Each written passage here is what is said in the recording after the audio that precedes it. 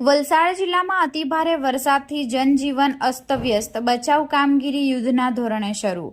વલસાડ જિલ્લામાં ગતરોજ મોડી રાતથી શરૂ થયેલા અવિરત ભારે વરસાદે અનેક વિસ્તારોમાં જનજીવન ખોરવી નાખ્યું છે। જિલ્લાના અનેક નીચાણવાળા વિસ્તારો પાણીમાં ગરકાવ થઈ ગયા છે, જેના કારણે લોકોના ઘરોમાં પાણી ઘૂસી જતા ભારે નુકસાન થયું છે। જિલ્લામાં સૌથી વધુ અસર વલસાડ તાલુકામાં જોવા મળી રહી છે, જ્યારે વાપી, ઉમરગામ, કપરાડા અને ધરમપુર તાલુકામાં પણ અનેક વિસ્તારોમાં પાણી ભરાતા લોકો મુશ્કેલીમાં મુકાયા છે। સ્થાનિક નગરપાલિકા અને ગ્રામ પંચાયતની ટીમો સતત મેદાનમાં રહી પાણીના નિકાલ અને રાહત કામગીરીમાં વ્યસ્ત છે।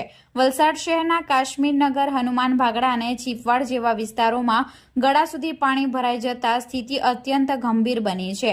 અનેક પરિવારો પોતાના ઘરોમાં ફસાઈ ગયા હતા, જેને સુરક્ષિત સ્થળે ખસેડવા માટે તંત્ર દ્વારા તાત્કાલિક બચાવ કામગીરી શરૂ કરવામાં આવી છે।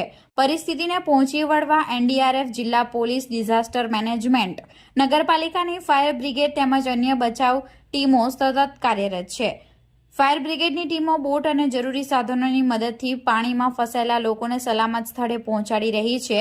બીજી તરફ એનડીઆરએફની ટીમ જોખમી વિસ્તારોમાં પહોંચી બચાવ કામગીરીને વધુ વેગ આપી રહી છે। વલસાડ જિલ્લા પોલીસના જવાનો પણ સતત મેદાનમાં રહી વિવિધ વિસ્તારોમાં ફસાયેલા લોકોને બહાર કાઢી સુરક્ષિત સ્થળે સ્થળાંતરિત કરાવી રહ્યા છે।